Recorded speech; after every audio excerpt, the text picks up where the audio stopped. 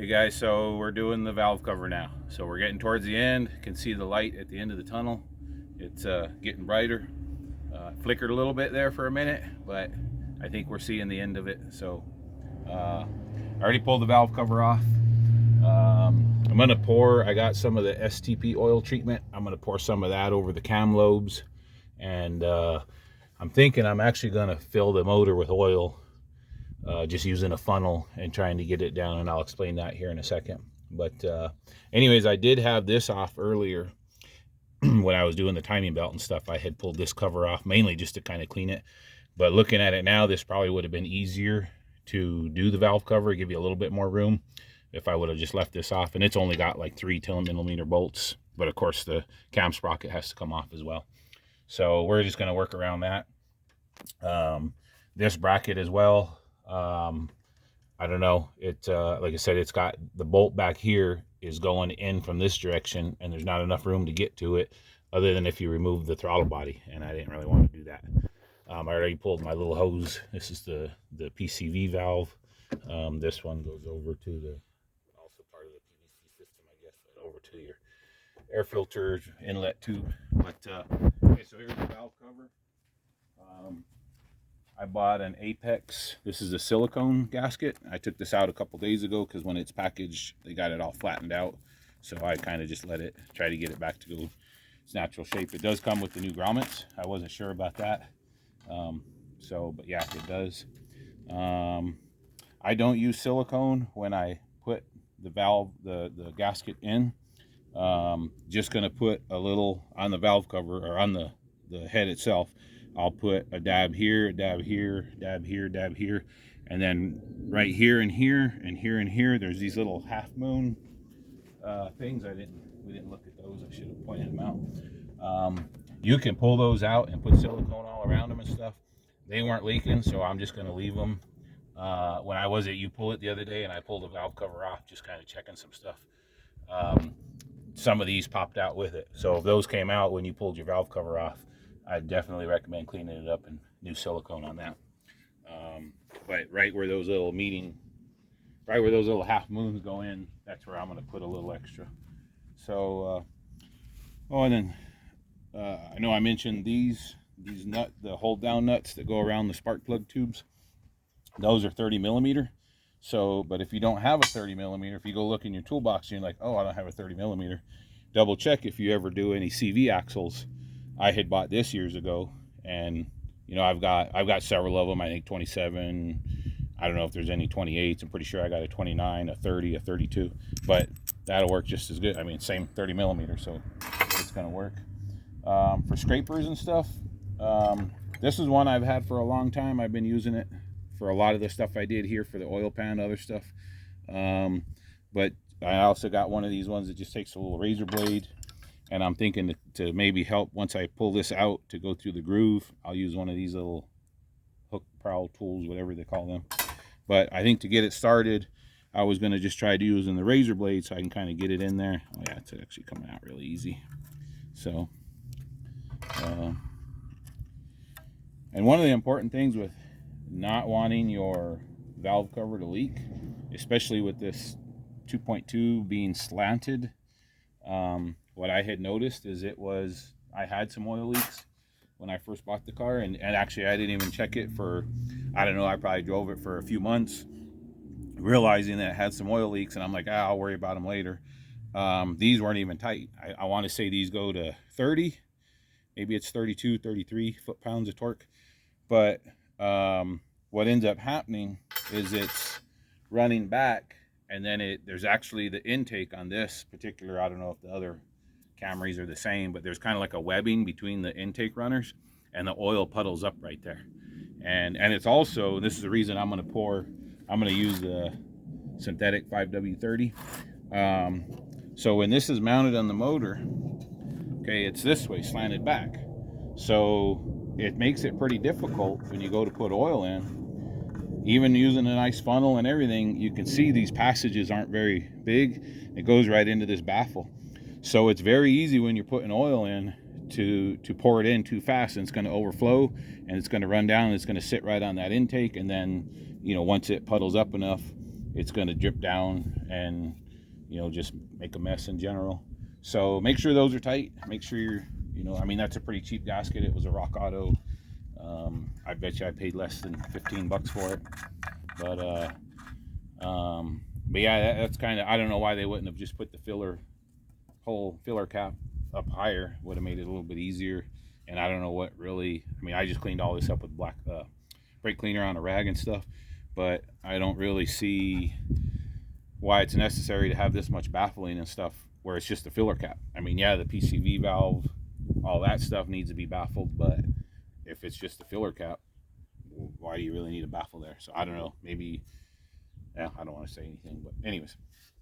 So I'm going to clean this up with brake cleaner, get the new gasket pushed in, put the silicone over there, and get it I'll pour the oil in. And like I said, this is just leftover STP oil treatment that I don't know, if you guys use this, you know, it's really thick, real thick viscosity.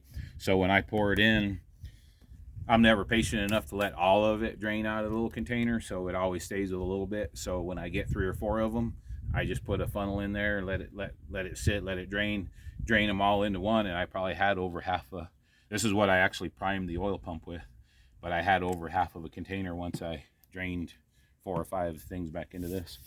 But yeah, so then like I said, I'll just use a funnel and fill it up with engine oil, so that way the silicone can be curing and all that stuff. But and I don't know if I'll try to start it later today. I may just wait till tomorrow.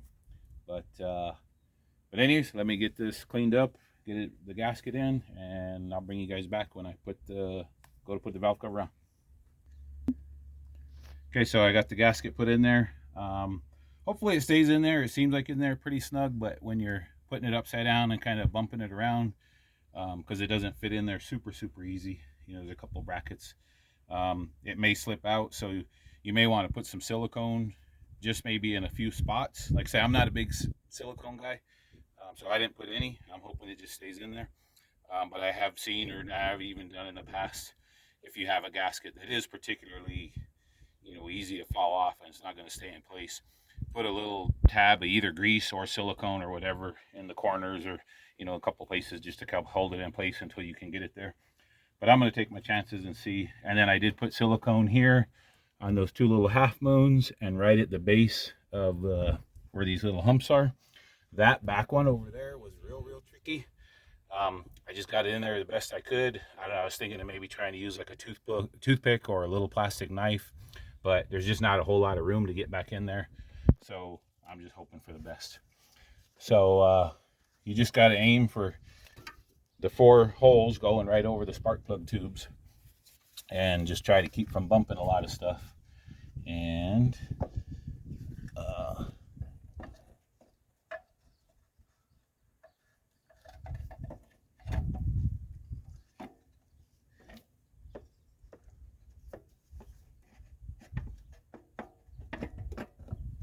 there it goes. A lot easier than I expected. So I'm going to go ahead and use my new grommets and put the nuts back on. And I'll run in the house and look at my book and double check the torque on these.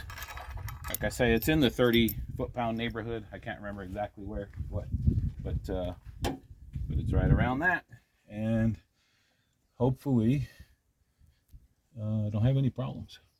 So, all right, guys, I'm going to try to, like I say, instead of making a bunch of little 5 to 10 minute videos like I have been, and for some reason, like, to me, the disassembly, it worked okay, but now that I guess the reassembly is going a little quicker, I'm going to try to edit all these into like one, maybe not one longer video, but like group them together so they're a little longer. Oh, one thing I didn't mention, if you still have your timing cover on here, your little dust cover or whatever, this wire is running through here, so it's definitely, there's not much room to get in there.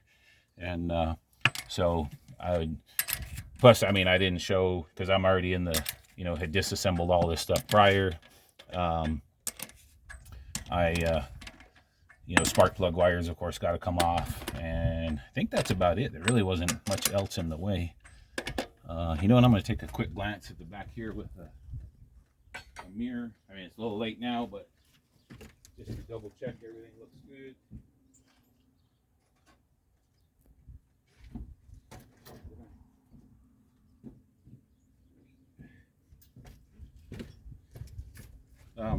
One other thing I was going to mention, some of you guys are probably going to say that's pretty obvious, but you know, I'm not a mechanic. I'm just a car guy that wants to work on his own cars to save money, to fix them cheaper. Yeah, all right, looks pretty good. Looks like it's all in there.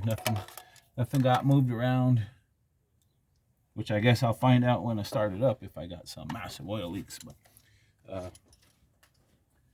Yeah, and I probably will even, to be honest, I'm gonna maybe go into my channel description and just put something like that I'm not a mechanic. So you know, if anything, if you see me doing something wrong, you can learn from that mistake and say, you know, this guy's an idiot, don't do what he did. So, but oops. All right, well, I'll get this torqued up, and I think that's about it. So last thing I got, oh, I guess I will mention this real quick. I did buy, so the last time I did this oil pump, you know, it had been leaking, so a lot of this stuff was pretty saturated with oil, which, I mean, I cleaned it all up now, and I am going to replace this at some point. I don't like the way that got rubbed on. The lower ones got some broken tabs like this too, and I think another hole worn in it.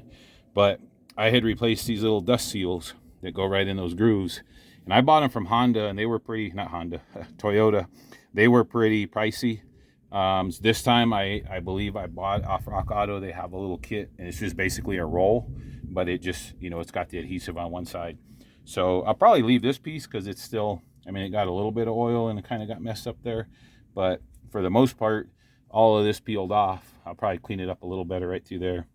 But you know, it's again just been going to be temporary until I can find new ones. Not new ones of these. I'll just find some decent, good used ones at U-Pull or something. And then whenever, like say, when the car hits 300,000, I'm going to probably pull all this stuff apart and do a timing belt. Then I'll put the new covers in. So, all right, that's about all I got for today. Thanks for watching, and I'll keep you posted on the next things that happen.